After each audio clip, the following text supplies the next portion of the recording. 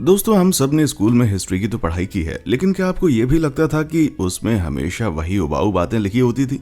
तो भाई, history books में बहुत सी मजेदार बातें नहीं लिखी हुई हैं, जैसे कि युद्ध के बाद लाशों के ढेर का क्या किया जाता था, या फिर क्वीन एलिजाबेथ जोकर के जैसा मेकअप क्यों करती थी, या फिर लोग प्लेग के इलाज के लिए कैसे अजीबोगरीब तरीके इस्तेमाल करते थे। आपको एकदम से इंटरेस्ट आने लगा ना दोस्तों? तो फिर कमर कस के बैठ जाइए ultimate fact showcase historical edition के लिए।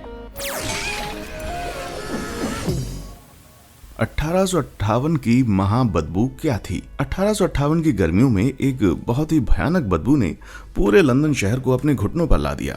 इसे बाद में द ग्रेट स्टिंक के नाम से जाना गया। लोगों ने खुद को अपने घरों के अंदर बंद कर लिया। वहां की निकम्मी सरकार किसी काम की नहीं थी। लोगों ने उससे मांग की कि इस तेजी से बढ़ रही बदबूदार समस्या से निपटें, लेकिन आखिर ये भयानक बदबू आ कहां से रही थी? तो ऐसा था कि सदियों से इंग्लैंड की सबसे प्रसिद्ध नदी, जो कि लंदन की टेम्स थी, एक डंपिंग ग्राउंड बनी हुई थी, जिसमें सारा कचरा, ह्यूमन, एनिमल और इंडस्ट्रियल वेस्ट फेंका जाता था। असल प्रॉब्लम यह थी कि लंदन पहले सिर्फ एक छोटा सा रोमन किला था, फिर यह बढ़कर एक बड़ा मेट्रोपॉलिटन शहर बन गया। इससे इसका निकलने वाला वेस्ट भी बढ़ गया। हालांकि 1600 की सदी में ही लोगों को यह बात समझ में आ गई थी कि टेम्स नदी को एक बड़े कूड़ेदान की तरह इस्तेमाल करने का नतीजा अच्छा नहीं होगा, लेकिन उन्हें पता नहीं था कि इस उभरती समस्या का समाधान क्या है। इसलिए चीजें वैसे ही चलती रहीं। लेकिन फिर 19वीं सदी की शुरुआत में वो बदबू बढ़कर बर्दाश्त के बाहर होने लगी। 1858 की गर्मियों में टेम्परेचर कुछ ज्यादा ही था और सदियों पुराना सड़ता हुआ सीवेज तपते हुए सूरज की गर्मी में उबलने लगा और सड़कों पर फैल गया। स्ट्रीट्स इसके ढेर से भर गई। उस समय के कई किस्से मौजूद हैं जिसमें लोग सड़क पर निकलते ही भयंकर बदबू की वजह से वहीं गिर जाते थे, या फिर थेम्स से निकलने वाली जानलेवा महामारियों का शिकार हो जाते थे। पार्लियामेंट के मेंबर्स भी इसी तरह बदबू का शिकार हो रहे थे, क्योंकि उनके घर टेम्स के किनारे पर बसे हुए थे। उनका पहला एक्शन ये था कि उन्होंने घर के सभी पर्दों को क्लोराइड और चूने के मिक्सचर में भिगो दिया। लेकिन जब इससे भी बदबू कम नहीं हुई तो उन्होंने डिसाइड किया कि वे लोग वेस्टमिंस्टर एरिया से ही बाहर शिफ्ट हो जाएंगे, बावजूद इसके कि उनके घर वहां पर हाल ही में नए बनाए गए थे। आखिरकार इंग्लिश केमिस्ट और फिजिसिस्ट माइकल फैराडे ने द टाइम्स न्यूज़पेपर को एक लेटर लिखा जिसका टाइटल था observation on the filth of the Thames. इससे सरकार पर प्रेशर बना कि वो कोई प्रॉपर एक्शन ले। फैराडे ने दावा किया कि जब उन्होंने नदी में कागज के टुकड़ों को फेंका तो वो तुरंत गायब हो गए। इससे ये साबित होता है कि पूरी नदी एक ओपेक ब्राउन लिक्विड में बदल चुकी थी। बस फिर क्या था, 18 दिनों के रिकॉर्ड तोड़ समय में एक बिल बनाया गया जो पास होकर साइन भी होगा। एक नया सीवेज सिस्टम इंप्लीमेंट करके टेम्स नदी को पूरी तरह साफ कर दिया गया। उसके दोनों किनारों पर एम्बैंकमेंट बना दिया गया। फाइनली लंदन के लोगों को चैन की सांस लेने का मौका मिला। थैंक गॉड, माइकल फैराडे की वजह से ही हो पाया। चलो ठीक है दोस्तों, अब थोड़ी देर के लिए अपनी नाक पकड़ना छोड़ दो और अपनी उंगलियों को एक इससे अच्छे काम में लगाओ, और वो है आगे बढ़कर उन लाइक और सब्सक्राइब बटन्स को हिट करना। इस तरह से आपको और भी दूसरी वियर्ड और वंडरफुल बातें जानने को मिलेंगी जो कि आपको स्कूल में कभी नहीं बताई गई थी। साथ में कुछ अमेजिंग कंटेंट भी मिलेगा। चलिए वापस शुरू करते हैं हिस्ट्री का ये सफर। मध्यकालीन आर्ट में बच्चे बदसूरत बूढ़ों की तरह क्यों दिखते हैं? शायद आपको मध्यकालीन आर्ट में बनी बिल्लियों के फ्लैट और डरावने फेस देखकर हंसी आती होगी, है ना भाई? पर मैं आपको इससे ज्यादा फूहड़ चीज बताने वाला हूँ। मध्ययुगीन बच्चे, ये सो कॉल्ड शिशु, एक तरह के बौने बूढ़े ज्यादा दिखते हैं जिनकी जिंदगी में एक ही मकसद है, अपने अलॉटमेंट्स की देखरेख करना और अपने गोल्फ क्लबों को चमकाते रहना। तो क्या मध्ययुगीन कलाकारों को ड्राइंग बनाना नहीं आता था, या फिर इसमें कोई गहरा राज है? आपको जानकर हैरानी होगी कि ये डरावने मैन बेबीज जानबूझकर के ऐसे बनाए जाते थे। इनफैक्ट इन डिपिक्शन से आप पहचान सकते हो कि पेंटिंग 5वीं शताब्दी में शुरू हुए मेडिवल एरा की है या रेनेसा एरा की, जो कि बाद में शुरू हुआ। लगभग 14वीं शताब्दी के आसपास इनमें से प्रत्येक युग में बच्चों के बारे में जो बेसिक आइडिया था उसको एकदम अलग तरह से सोचा जाता था। इस वजह से बच्चों को आर्ट और पॉप कल्चर में दिखाए जाने का तरीका भी अलग हो गया। तो बात यह है भाई कि इनमें से अधिकांश मध्ययुगीन बच्चे वास्तव में जीसस के डिपिक्शन थे, जिन्हें चर्चों द्वारा स्पॉन्सर किया गया था, और जीसस का मेडिवल कॉन्सेप्ट होमनकुलस के आइडिया से काफी इन्फ्लुएंस था। होमनकुलस का लिटरल मीनिंग था नन्हा आदमी, जिसके पीछे एक कल्पना थी कि जीसस बड़े ही पैदा हुए थे और कभी चेंज नहीं हुए। इसलिए यीशु का ये आधा एडल्ट और आधा बच्चा वर्जन हर बच्चे की पेंटिंग बनाने के लिए यूज किया जाने लगा। साथ ही मध्ययुग के कलाकारों को चीजें रियल दिखाने में या आइडियल दिखाने में कोई इंटरेस्ट नहीं था, जबकि रेनेसां कलाकारों को था। लेकिन जब गैर धार्मिक आर्ट डेवलप होने लगा तो लोग अपने बच्चों की पेंटिंग बनवाना अफोर्ड कर सकते थे। इसमें कोई हैरानी नहीं है कि वो अपने बच्चों को मासूम फरिश्तों की तरह दिखाना चाहते थे, बजाय कि चिड़चिड़े बुढ़ों की तरह। साथ ही बच्चों के बारे में धारणाएं भी बदलने लगी और उनको इनोसेंट और बेदाग पैदाइश देखा जाने लगा। इसीलिए आर्टिस्ट का बच्चों को लेकर चित्रण बेहतर हो गया। अब ये चेहरे सिर्फ इन माओं के प्यारे नहीं थे, बल्कि हर किसी को एकदम क्यूट मक्खन के गोले जैसे लगने लग गए। कैसे 19वीं सदी की एक महामारी से वैम्पायर बना। आजकल वैम्पायर पॉप कल्चर में हर जगह देखे जा सकते हैं, चाहे वे ट्रांसिल्वेनिया में ताबूतों में बंद किए हो या फिर धूप में चमक रहे हो। जैसे कि ग्लोरीफाइड चॉकलेटी लड़के, इन नुकीले दांतों वाले शैतानों के बिना जीवन की कल्पना करना मुश्किल है। अधिकांश मॉडर्न वैम्पायर्स की शुरुआत 1897 में ब्रैम स्टोकर्स की नॉवेल ड्रैकुला के पब्लिश होने के बाद से हुई, लेकिन एक कॉन्सेप्ट के तौर पर वैम्पायर की उत्पत्ति कहीं ज्यादा गहरी है और ये उस बीमारी की वजह से है जिसने नॉर्थ अमेरिका और यूरोप को तबाह कर दिया। 18वीं सदी में और 19वीं सदी के अधिकांश भाग में ट्यूबरक्लोसिस की महामारी ने न्यू इंग्लैंड को जकड़ लिया था। इसने आखिर में वहां की 2% आबादी का सफाया कर दिया था, जिससे ये मानव इतिहास के सबसे घातक प्रकोपों में से एक बन गई। उस समय इस महा इन्फेक्शियस बैक्टीरियल डिसीज के इलाज के लिए ना तो कोई वैक्सीन थी, ना ही कोई एंटीबायोटिक। इसका एक ही इलाज था, मरीज को सैनिटोरियम में भेजना, जिसे हर कोई अफोर्ड नहीं कर सकता था। जाहिर है लोग इस बीमारी से भयंकर डरे हुए थे, लेकिन उससे ज्यादा वो ट्यूबरक्लोसिस के मरीजों से डरते थे। 18वीं सदी के एक डॉक्टर ने लिखा था, कमजोर इंसानी ढांचा लोगों को आतंकित कर देता है। माथा पसीने की बूंदों से सना हुआ, गाल एकदम डार्क क्रिम्सन कलर के, आंखें धसी हुई, सांसें बदबूदार, तेज और भी मुश्किल हो जाती हैं। पीड़ितों को थकान, भूख में कमी और वजन कम होने का सामना भी करना पड़ता है, जैसे कोई उनके अंदर से उनकी जिंदगी चूस रहा हो। ट्यूबरक्लोसिस को सफेद प्लेग के रूप में भी जाना जाता है, क्योंकि रोगी तेजी से पेल होते जाते हैं। इसलिए ये समझना आसान है कि कैसे सिम्टम्स आजकल के पिशाचों की निशानी बनते चले गए। इतना ही नहीं, ट्यूबरक्लोसिस परिवार के सदस्यों में आसानी से फैल जाता था और इन्फेक्टेड व्यक्ति में सिम्टम्स उभरने में कई दिन लग जाते थे। कभी कभी तो ओरिजिनल पेशेंट के मरने के बाद दिखते थे। इस वजह से एक अंधी दहशत फैल गई। लोग अपनी कब्र से बाहर निकलकर अपने जिंदा रिश्तेदारों की जान चूस रहे हैं। घबराहट में शहरवासी कब्र खोद खोद कर मंत्र पढ़ते हुए मरे हुए लोगों के हाथ पैर तक काटने लगे, ताकि वो जिंदा लोगों को सताना छोड़ दें। कभी कभी तो शव को बस बाहर निकालकर पलट दिया जाता था और फिर से दफन कर दिया जाता था। कुछ और एक्सट्रीम केसेस में उसका हार्ट निकालकर जलाया जाता था, जिसमें से निकलता धुआं फैमिली मेंबर सूंघते थे, इस उम्मीद से कि इससे महामारी और नहीं फैलेगी। मतलब न्यू इंग्लैंड के लोग कुछ भी करने को तैयार थे भाई। हे भगवान, कितना खौफनाक समय रहा होगा। और हमें लगा 2020 में हमारा बुरा हाल था। लेकिन मैं आपसे एक क्वेश्चन पूछ लेता हूँ दोस्त, यदि आपको मौका मिले तो आप इनमें से किस हिस्टोरिकल पीरियड में सबसे ज्यादा जाना पसंद करेंगे और क्यों?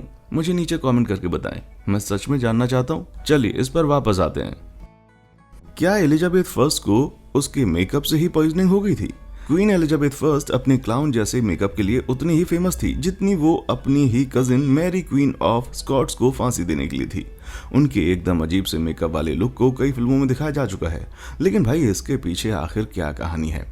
तो बात यह है कि 1562 की जब एलिजाबेथ 25 साल की थी, एक दिन उसे भयंकर बुखार ने अपनी चपेट में ले लिया। उसको हैम्पटन कोर्ट पैलेस में अपने बिस्तर में ही रहने का आदेश दिया गया और आखिर उसका सबसे भयानक डर सच साबित हुआ।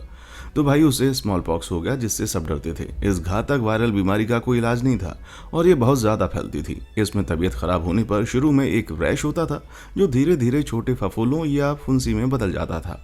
ये सूखने से पहले बिखर कर पपड़ी बन जाते थे, जिसके दाग हमेशा रहते थे। ये बिल्कुल गंदा दिखता था। पहले तो रानी ने यह मानने से इनकार कर दिया कि उसे चेचक हो गया, लेकिन वो जल्दी ही इतनी बीमार हो गई कि वो मुश्किल से बोल पाती थी। उसकी बीमारी के सिर्फ 7 दिन के अंदर ये लगभग निश्चित था कि वो मर जाएगी, क्योंकि चेचक होने पर लगभग 30% लोग जिंदा नहीं बचते थे। लेकिन फिर एलिजाबेथ चमत्कारिक रूप से ठीक हो गई। जैसे ही वो अपने बिस्तर से उठने के लिए फिट हुई तो सबसे पहले उसने अपनी सुंदरता वापस पाने का काम शुरू कर दिया। वो बीमारी से भले ही जिंदा बच गई, लेकिन उसके चेहरे पर उस डिसीज ने स्किन के भयानक धब्बों के तौर पर परमानेंट निशान छोड़ दिए थे। इसलिए उसने अपने गड्ढों को एक सफेद मेकअप से कवर करना शुरू कर दिया, जिसे वेनेटियन सेरूस कहा जाता था। ये विनेगर और लेड का मिक्सचर था। जी हाँ, लेड। असल में उस जमाने की औरतें अपने चेहरे को पेल दिखाने की कोशिश में रहती थीं, क्योंकि ये जवानी और फर्टिलिटी की निशानी मानी जाती थी। लेकिन प्रॉब्लम ये थी कि लेडीज सेरूस को अपने चेहरे पर 1 हफ्ते तक लगाकर रखती थी, जिससे लेड पॉइजनिंग होना तय था। ऊपर से फेस क्लीन करने के लिए जो यूज होता था उसमें गुलाब जल, शहद, अंडे के छिलके और पारा शामिल था। ये भी एक ऐसा मिक्सचर है जिससे जान जा सकती है। और इस सबसे ज्यादा खतरनाक तो था ब्राइट रेड पिगमेंट, जो कि एलिजाबेथ अपने होठों पर लगाती थी। साथ ही वो ब्लैक कॉल से आई लाइनर लगाती थी और एक खास किस्म की डायलेटिंग आई ड्रॉप्स यूज करती थी जिसका नाम था बेलाडोना। जैसे जैसे उसकी उम्र बढ़ती गई, एलिजाबेथ अपने चेहरे पर मेकअप की अधिक से अधिक परतें चुपड़ने लगी ताकि वो जवान बनी रहे। और ये 24 मार्च 1603 को उसकी मौत तक चलता रहा। एलिजाबेथ की मौत का एग्जैक्ट कारण तो नहीं पता चल पाया, लेकिन कुछ लोगों का कहना है कि ये ब्लड पॉइजनिंग या कैंसर था। वो थकान, मेमोरी लॉस और डाइजेस्टिव प्रॉब्लम्स के साथ साथ बालों के भयंकर झड़ने से भी पीड़ित थी। अब भाई, क्या आप गैस कर सकते हैं कि ये सभी सिम्टम्स किस चीज के हैं? जी हाँ, लेड पॉइजनिंग के।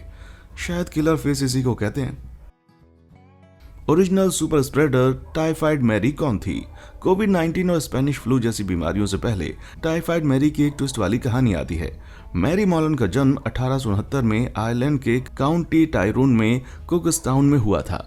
उसने अपने टीनेज में आयरलैंड छोड़ दिया था और 1900 के आते आते वो न्यूयॉर्क के अमीर घरों में कुक के रूप में काम कर रही थी। मैनहट्टन के रईसों के घरों में उसकी पोजीशन थी किचन स्टाफ को मैनेज करना, जिसमें उसे बहुत मजा आता था। उसकी सिग्नेचर डिश थी पीच आइसक्रीम, लेकिन चीजें इतनी स्मूथ नहीं थीं। 1900 से 1907 के बीच मैरी 7 परिवारों के घरों में खाना बनाती थी और भाई, हर एक परिवार में कोई ना कोई बीमार पड़ा ही रहता था। बीमार पड़ के मर भी गया था। फिर भी हर बार मैरी बिना किसी के शक से बच निकलती थी और दूसरी जगह काम ढूंढ लेती थी। यार, क्या वो कोई सीक्रेट सीरियल किलर थी या कोई जहरीली साइकोपैथ? वेल, ऐसा भी नहीं था। बात कुछ यूं थी भाई कि मैरी टाइफाइड बुखार की एसिम्प्टोमेटिक कैरियर थी। ये एक घातक बैक्टीरियल इन्फेक्शन था जो उसे नहीं पता था। मैरी एक शिकार की फैमिली ने जॉर्ज सोपर नामक रिसर्चर को हायर किया। उसने मैरी को एक टाइफाइड कैरियर के रूप में आइडेंटिफाई किया और उसको ढूंढ निकाला। सरेंडर करने के बजाय मैरी एक फोक उठाकर सोपर के पीछे दौड़ी और उसे भगा दिया। उसके दावे को नहीं माना, लेकिन न्यूयॉर्क के अधिकारी उससे होने वाली मौतों के सिलसिले को रोकने के लिए डेस्परेट थे। इसलिए 1907 में उन्होंने उसे पकड़कर एक नदी के बीच स्थित नॉर्थ ब्रदर आइलैंड पर क्वारंटाइन कर दिया। यार, ये सुनने में बहुत क्रूर लगता है, लेकिन एंटीबायोटिक दवाओं के आविष्कार से पहले संक्रामक बीमारियों को रोकने का यही सबसे सुरक्षित तरीका था। तो भाई, मैरी मॉलन को एकांत कारावास में रख दिया गया, लेकिन उसने हार नहीं मानी। उसने कानूनी कार्रवाई की और एक न्यूज़पेपर कैंपेन शुरू कर दिया और आखिरकार उसे आज़ादी मिल गई। शर्त यह थी कि वो फिर कभी एक कुक के रूप में काम नहीं करेगी। पहले तो उसने कपड़े धोने का काम किया, लेकिन कुछ ही समय बाद उसने अलग अलग नाम बदलकर फिर खाना पकाने का काम शुरू कर दिया। एक समय तो उसने एक अस्पताल के किचन में भी नौकरी कर ली थी। ये बताना असंभव है कि टाइफाइड मैरी कुल कितनी मौतों के लिए जिम्मेदार थी, लेकिन कुछ लोगों के हिसाब से ये 50 के आसपास हो सकता है। जब अधिकारियों ने 1915 में उसे फिर से ट्रैक करने की कोशिश की और उसमें कामयाब भी हुए, तो उसे सीधे आइसोलेशन में भेज दिया गया, जहां वो 1938 में अपनी मौत तक 23 साल कैद में रही।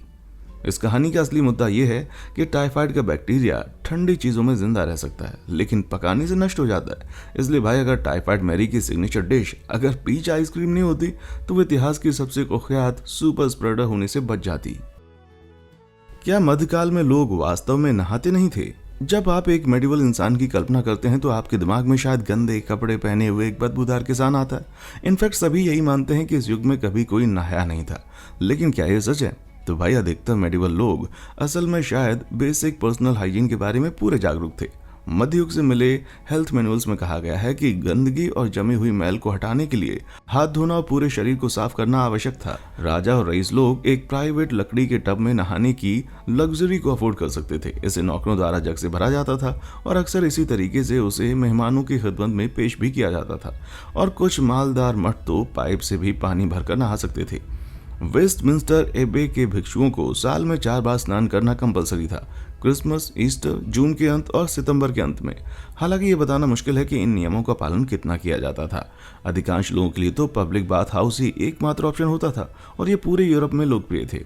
यहाँ तक कि छोटे शहरों में भी एक बाथ हाउस होता था जो लोकल बेकरी से कनेक्ट होता था, ताकि ओवन से निकलने वाली गर्मी का उपयोग किया जा सके। 15वीं शताब्दी तक तो शहर के स्नानागारों में दावत देना उतना ही लोकप्रिय हो गया था जितना कि आज के जमाने में रेस्टोरेंट में जाना हो चुका है। जरा सोचो भाई, अनजान नंगे लोगों के साथ पानी में उतरकर डिनर करना कैसा होता होगा। हालांकि सार्वजनिक स्नान घर बेतहाशा लोकप्रिय हो गए, लेकिन फिर धीरे धीरे उनको बंद किया जाने लगा क्योंकि वहां अवैध संबंध पनपने लगे थे।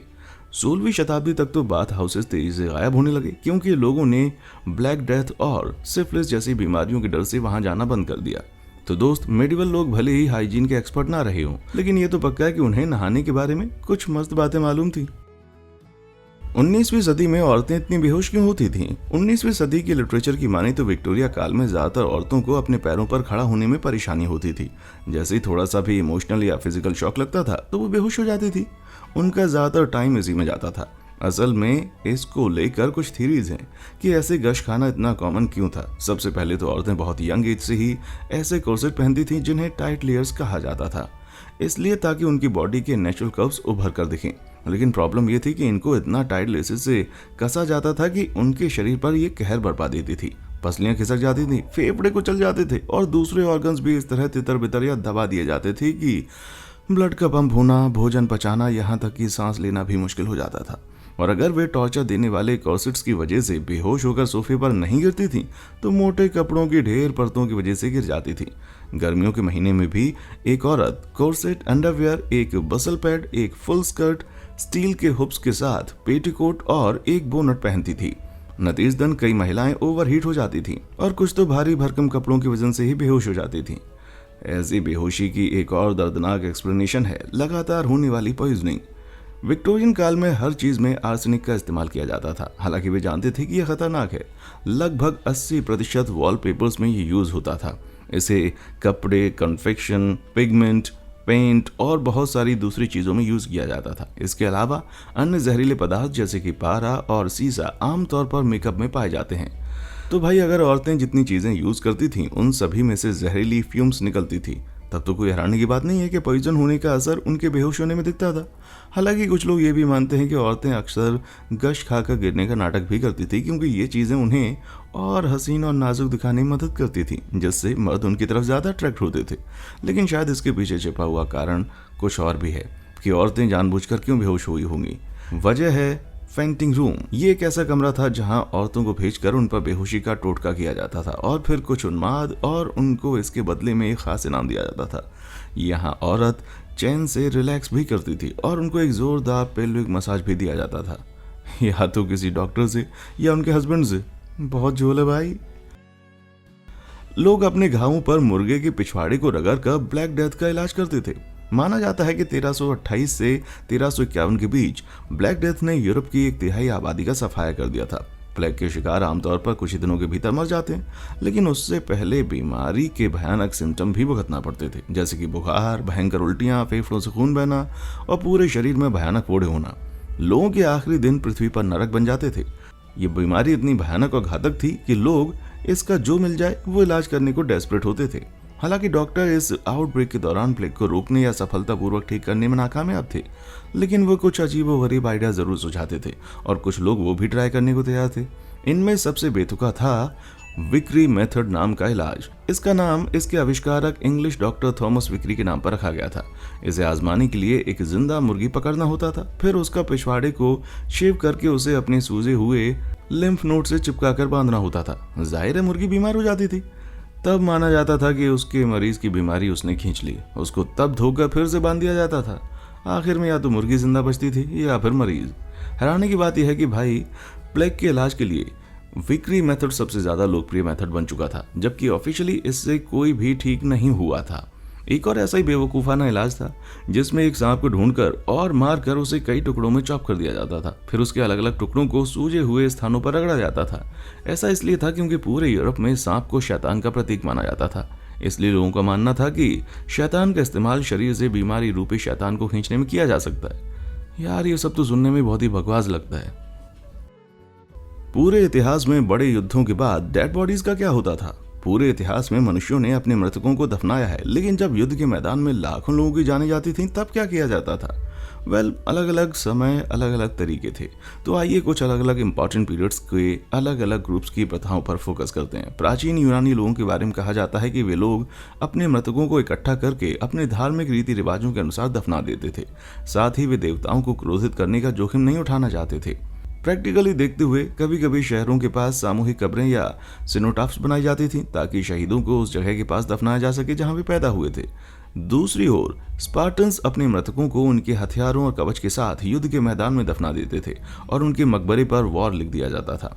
इस प्रथा को असल में एक विशेष सम्मान माना जाता था, क्योंकि जो लोग युद्ध में नहीं मरते थे उनको दफनाकर उनकी कब्रों पर कोई नाम नहीं लिखा जाता था। लेकिन मध्य युग तक वो सब कुछ बदल गया था। मृतकों का सम्मान करने और श्रद्धांजलि देने के बजाय एक सैनिक के शरीर के मरने के बाद क्या हालत होती है, इससे लोगों को कोई वास्ता नहीं रहता था। 1066 में बैटल ऑफ हेस्टिंग्स जैसी लड़ाइयों के बाद लाशों को या तो सड़ने के लिए मैदान पर ही छोड़ दिया जाता था या उन्हें इकट्ठा करके विशाल ढेरों में बदल दिया जाता था और उससे पहले उनका कीमती सामान अलग छीन लिया जाता था। फिर कुछ ही समय बाद उन्हें तुरंत सामूहिक कब्रों में दफना दिया जाता था। कभी कभी तो सामूहिक चिता में जला भी दिया जाता था। और इसके बावजूद मध्ययुगीन सामूहिक कब्रें बहुत मुश्किल से मिलती हैं। कुछ ही हैं जिन्हें आर्कियोलॉजिस्ट ने एग्जामिन किया है जब वो वेस्टर्न यूरोप में बाई चांस डिस्कवर हो गई। फटाफट आगे बढ़ते। नेपोलियन के युद्धों के दौरान मरने वालों का और ज्यादा बुरा हाल था भाई। इस पीरियड के दौरान आमतौर पर शहीद हुए सैनिकों को लोकल लोग या उन्हीं के साथ ही कामरेड लूट लेते थे। कुछ तो ऐसे किस्से हैं जिसमें बुरी तरह घायल सैनिक चमत्कारिक रूप से ठीक हो गए और जब वे उठकर खड़े हुए तो उन्होंने युद्ध के मैदान में खुद को पूरा नंगा पाया। मतलब भाई शरीर ठंडा होने का भी इंतजार नहीं किया। अगर ये सब ऑलरेडी बहुत घटिया बात नहीं है तो भाई ये भी सुन लो कि कभी कभी बॉडी को भी उतना ही कीमती माना जाता था। इनफैक्ट इंसानी स्कैवेंजर्स युद्ध के मैदानों को खंगालते थे स्वस्थ युवकों के शरीर को ढूंढने के लिए और उनके दांतों को निकाल लेते थे ताकि उनसे डेंचर बनाया जा सके। 1815 में वाटरलू की लड़ाई के दौरान यह खौफनाक प्रथा इतनी आम थी कि युद्ध खत्म होने के 10 साल तक डेंचर्स को वाटरलू टीथ के नाम से जाना जाता था।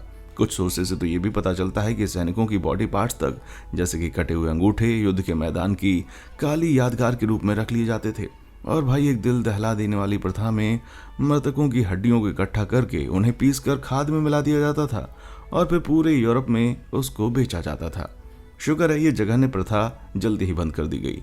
वर्ल्ड वॉर फर्स्ट और सेकंड दोनों के दौरान हर एक यूनिट को जिम्मेदारी थी अपने मृतकों का अंतिम संस्कार करने की। इसके लिए बाकायदा नियम होते थे जैसे कि सामूहिक कब्रों का निर्माण कैसे किया जाना चाहिए। कुछ यूनिट्स जैसे कि United States quarter master grave registration service ऐसे भी थे जिन्हें हर मारे गए सैनिक को खोजने और दफनाने का काम सौंपा गया था। धन्य हो GRS, जिसकी वजह से शहीद हुए सैनिकों, नागरिकों और सहयोगियों को उस देखभाल, ध्यान और सम्मान के साथ दफनाया गया जिसके वे हकदार थे और उनकी लोकेशन भी संबंधित अधिकारियों को दे दी जाती थी। क्या मेडिवल लोग वास्तव में अपना मल खिड़की से बाहर फेंकते थे?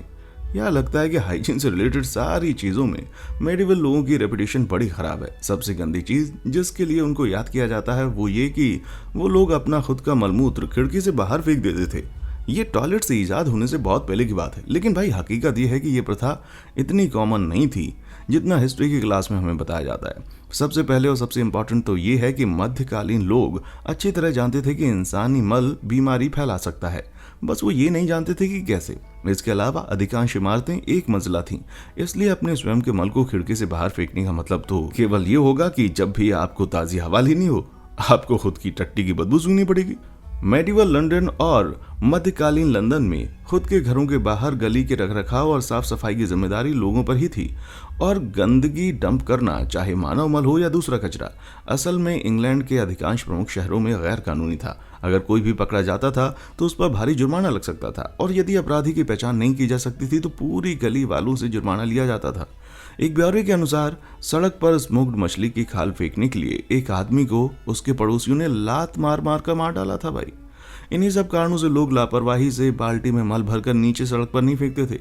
स्ट्रीट रेकर्स नाम के कर्मचारी भी होते थे जिनका काम था फुटपाथ का सर्वेक्षण करना और ये सुनिश्चित करना था कि सड़कें ठीक ठाक रहें और कचरे से मुक्त रहें। बच्चों तुम खुशकिस्मत होगी, शनिवार की नौकरियां मौजूद नहीं है। तो यार फिर मध्ययुगीन लोग शौच कहाँ करते थे? अधिकांश घरों में इंडोर प्लम्बिंग नहीं थी, बल्कि एक चैम्बर पॉट होता था जिसे पास की नदी में डंप कर दिया जाता था। यह सबसे लोकप्रिय ऑप्शन था। दूसरी तरफ अमीरों के घरों में दीवारों वाली लैट्रिन हुआ करती थी जो एक तरह का शुरुआती टॉयलेट था। ये एक गहरे और कॉमन से स्पिट में जाता था। यह लगता है बहुत ही गंदा टाइम था। इनमें से कौन सा ऐतिहासिक फैक्ट आपको सबसे ज्यादा माइंड ब्लोइंग लगा? अगर इससे भी आपके दिमाग को बूस्ट नहीं मिला है तो ये वाला वीडियो देख डालो भाई। ये इतिहास की किताबों द्वारा बताए गए सबसे बड़े झूठ के बारे में है। और दोस्तों देखने के लिए शुक्रिया।